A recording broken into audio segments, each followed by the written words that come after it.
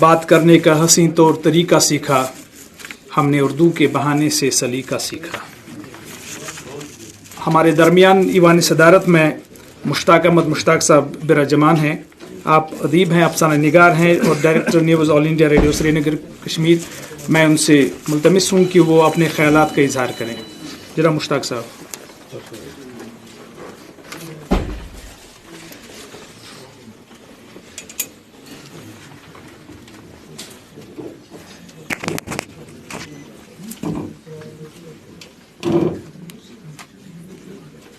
اعوذ باللہ من الشیطان الرجیم، بسم اللہ الرحمن الرحیم۔ ایوان صدارت میں تشریف فرما ڈاکٹر اصغر حسن سامون صاحب، جناب ویشی سعید صاحب، شفیقہ پروین جی، مشتاق گنائی صاحب اور جوہر صاحب، اور ہوٹل شہنشاہ کے جسے پہلے دربار ہال کہا جاتا تھا اور اب ہم ادبی دربار کہتے ہیں، ادبی دربار میں اس وقت اس محفل میں موجود سبھی معزز شرکا حضرات، السلام علیکم ورحمۃ اللہ۔ ویسے پچھلے 6 ماہ کے عرصے میں جب زندگی میں زیادہ تر ایکچول کچھ نہیں رہا ہے اور سب کچھ ورچوئل ہو گیا ہے، ایسے میں اس حال میں ایک جیتی جاگتی مجلس کا انعقاد اور اس میں ہم سب کا شریک ہونا یہ بہت ہی خوشکن اور حوصلہ افزا ہے، اور اس کے لیے اس کے جو آرگنائزر ہیں وہ واقعی مبارکباد اور تحسین کے حقدار ہیں۔ میں شیخ العالم ایجوکیشنل فاؤنڈیشن اور اس کے جملہ جو اراکین ہے کمار صاحب، ان کے ساتھ ہی ان کو مبارکباد دیتا ہوں اس مجلس کے انعقاد کے لیے۔ چونکہ اس مجلس کا موضوع یہ رکھا گیا تھا کہ 21ویں صدی کا اردو کا نثری ادب، کچھ اس طرح کا موضوع ہے، اور لیکن تقریب جو ہے تقریب زیادہ تر رسمی اجرائی کا ہی حجم اس میں بڑا رہا اور کئی کتابیں یہاں منظر عام پر آ گئی۔ تو پہلا خوشگوار فریضہ تو یہی ہے کہ جن اصحاب کی، جن ادیبوں کی کتابیں آج یہاں اجرا ہوئی، ان سب کو دلی مبارکباد۔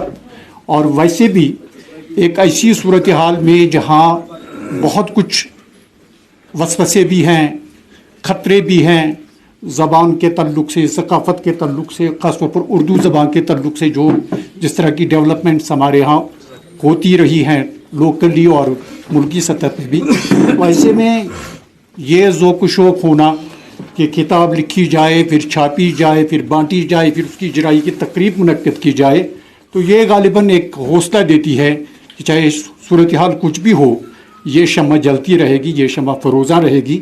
لیکن جیسا کہ کہا گیا کہ اگر مایوسی کفر ہے تو ڈر بھی کسی قدر لازمی ہے۔ وہ کہتے ہیں ڈر کے آگے جیت ہے۔ ہمیں تساہل پسندی سے کام نہیں لینا ہوگا، اور اس وقت کے جو چیلنجز ابھر رہے ہیں، جو صورتحال ابھر رہی ہے، اس کے تعلق سے ہمیں جو اپنی ذمہ داریاں ہیں انہیں محسوس بھی کرنا ہوگا اور ایک خاکہ بھی تلاش کرنا ہوگا۔ اور میں ذاتی طور پر یہ مانتا ہوں کہ ہم جتنی دیر رہے بھی اور جتنی دیر ہمارا مرکز اور مطمئن نظر رہا ہے وہ یہ رہا کہ سرکار کیا کر رہی ہے، سرکار کیا سوچ رہی ہے، سرکار کیا کرے گی۔ شاید اب صورتحال یہ تقاضا کرتی ہے کہ سرکار کی ڈگر تو ہمیں معلوم ہے وہ کہاں جا رہی ہے، اب سوال یہ پہنچ رہا ہے کہ ہم بس سوسائٹی اس تعلق سے کیا کرنے جا رہے ہیں اور کیا کر سکتے ہیں۔ اور میرے خیال میں اگر اس جانب ہم آگے نہیں بڑھے تو یہ جو ڈر کا پہلو ہے، جو خطرے کا پہلو ہے، وہ زیادہ سنگین ہوتا جائے گا۔ یہ میری ایک ذاتی طور پر رائے ہے، کیونکہ میں یہ سمجھتا ہوں کہ سوسائٹی کی لیول پر جب تک ہم ان خطرات کو محسوس کر کے بانپ کے ان کے لیے ایک لاہی عمل ترتیب نہیں دیں گے اور خود پہل نہیں کر، جیسا انہوں نے کہا کہ ایک پبلشنگ ہاؤس کی ضرورت ہے، سرکار تو بنانے سے رہی، کہیں نہ کہیں ہمیں کچھ اس بارے میں سوچنا ہوگا۔ زبان کے بولنے والے قارئین کی بات ہوئی، تو بھائی قارئین پیدا کرنا جو ہے وہ بھی ایک طرح کا سوسائٹی کا کام ہے۔ اگر ہمارے گھروں سے، اگر ہماری مجلس سے، اگر ہماری روزمرہ سے اردو غائب ہو جاتی ہے تو کہاں سے آئیں گے قارئین؟ تو یہ تو ہمیں ہی سوچنا ہے، اور اس میں بڑا رول جو ہے وہ ایک دم سوسائٹی کا ہوگا۔ شاید سرکار کرے یا نہ کرے، دونوں صورت میں اگر سوسائٹی کرتی ہے تو سرکار کی کوششیں یا سازشیں کامیاب نہیں ہو سکتی۔ تو یہ ایک گزارش ہے اس تعلق سے۔ اور رہی بات 21ویں صدی کے نثر کے تعلق سے، تو ایک چیزیں ہیں جو مختصراً میں اشارہ کرنا چاہوں گا، وہ یہ ہے کہ نثر دراصل کمیونیکیشن کا ایک ادبی زبان کی کمیونیکیشن کا ایک لیٹسٹ ہی فینامنا ہے۔ ये कोई 18-19वीं सदी में जब पूरी ज़िंदगी में दुनिया की रफ्तार एक दुनिया में तब्दीली की रफ्तार बढ़ गई और एक नई ज़िंदगी का सिलसिला शुरू हुआ, रेनेसांस वगैरह, उसके बाद नस्र आ गई। और नस्र कम्युनिकेशन की ज़रूरियात के हिसाब से है और अदबी नसर में भी, और नसरी जो हमारी सिनफ़ें हैं वो इसी दौर में वजूद में आई। लेकिन एक ताल्लुक ये है कि ज़िंदगी की रफ्तार जितनी शायद 18वीं-19वीं सदी में बढ़ी और बदली, 20वीं सदी के आखिर की 2 दहाइयों में 21वीं सदी के आते आते तक वो तब्दीली इतनी तेज़ हो गई कि आज की इस नेट और जेट एज में ऐसा लग रहा है कि पिछले 30-40 साल में जब से हमने भी होश संभाला सब कुछ बदल गया है। तो ये तब्दीली हमारे नस्र में जो है, नसरी अदब में मुनक्कस हो पा रही या नहीं हो पा रही है, ये एक बहुत बड़ी बात है।